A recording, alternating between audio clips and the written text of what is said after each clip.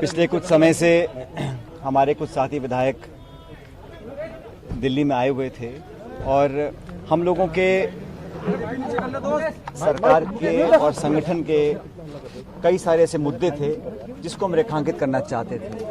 और मैंने जो इशू उठाया था, चाहे वो देशद्रोह का मुकदमा एसओजी वाला हो या हमें काम करने का जो तरीका था उसमें जो आपत्तियां थी, उन सब के बारे में हमने बताया। और मैंने शुरू से इस बात को कहा कि जो मुद्दे हैं वो सैद्धांतिक हैं और मुझे लगता था कि पार्टी के हित में उन बातों को उठाना बहुत ज़रूरी था। अपनी बात हम लोगों ने रखी। इस पूरे प्रकरण के दौरान बहुत सी बातें कही गई, चलाई गई और बहुत कुछ मुझे भी सुनने को मिला।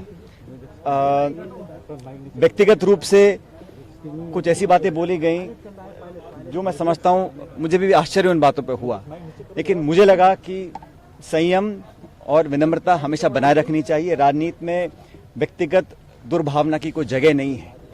हम लोगों ने, सभी लोगों ने मिलकर 5 साल तक मेहनत कर राजस्थान में कांग्रेस की सरकार बनाई थी और उस सरकार में हम सब भागीदार हैं। लेकिन जब मुझे लगा कि इन बातों में जहां पर मुझे आपत्तियां थीं या जहां पर मुझे लगा कि अपनी बात रखना बहुत ज़रूरी है, तो कांग्रेस के समक्ष मैंने उस बात को रखा।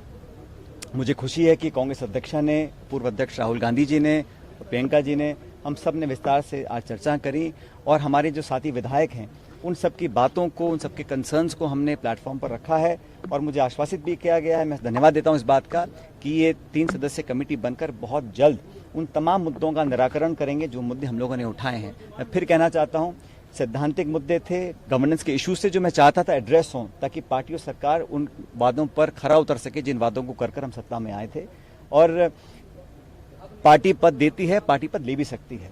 मुझे पद की बहुत लालसा नहीं है, लेकिन मैं चाहता था जो मान सम्मान स्वाभिमान की बात हम लोगों ने करी थी वो बनी रहे। राजनीति में आज 18-20 साल से मैंने जो योगदान दिया है व्यक्तिगत रूप से पार्टी के प्रति, पार्टी भी इस बात को जानती है और हमने हमेशा कोशिश करी है कि जिन लोगों ने मेहनत कर इस सरकार का निर्माण किया है उन लोगों की हिस्सेदारी, भागीदारी सुनिश्चित की जाए। मुझे खुशी है कि कांग्रेस अध्यक्षा जी ने आज जो कमेटी का गठन किया है और ये बात भी जैसे वेणुगोपाल जी ने कहा कि समयबद्ध तरीके से इन सब बातों को सुनकर इसका अच्छा निराकरण किया जाएगा। मैं समझता हूं ये एक स्वागत योग्य कदम है।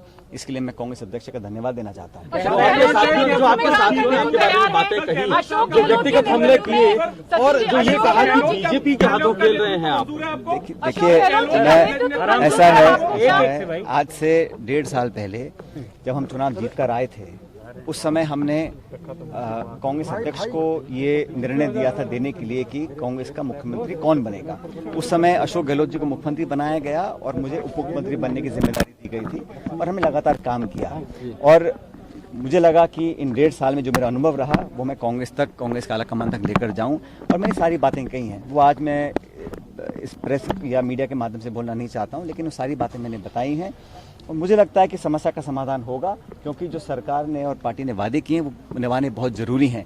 और मैंने कभी भी सुन लीजिए, हमने कभी भी इस प्रकार की भावना या भाषा या आचरण का उपयोग नहीं किया जो हमारे योग्य नहीं है। और मैं आज भी इस बात पर कायम हूँ कि हम लोगों ने हमेशा एक दूसरे का सम्मान भी किया है, लेकिन पार्टी और सरकार के जो हित में था उसको हमने रखा है। और जितना भी लोग कुछ भी कहें, ये बात सच है कि हम लोग कांग्रेस पार्टी के न सिर्फ सिंबल पर जीत कर आए, लेकिन कांग्रेस पार्टी का काम कर हम सत्ता में आए थे और आज हमारी जवाबदेही बनती है कि हम कैसे उन वादों को पूरा करें। इसलिए मेरा आज ये जो आज हम लोगों ने अपनी बात रखी, सभी विधायकों ने रखी, हम सब मिलकर यहाँ पर आए थे। मैं धन्यवाद देना चाहता हूँ सभी विधायकों का कि इन्होंने बड़े एक खुले माहौल में बेबाकी से अपनी बात को रखा, उसका संज्ञान भी पार्टी ने लिया है। और मैं धन्यवाद देना चाहता हूँ प्रियंका जी का, जिन्होंने समय निकालकर आज हम सबसे बात करी, अलग अलग सब बातों को सुना और मुझे लगता है कि बहुत जल्द समस्या का समाधान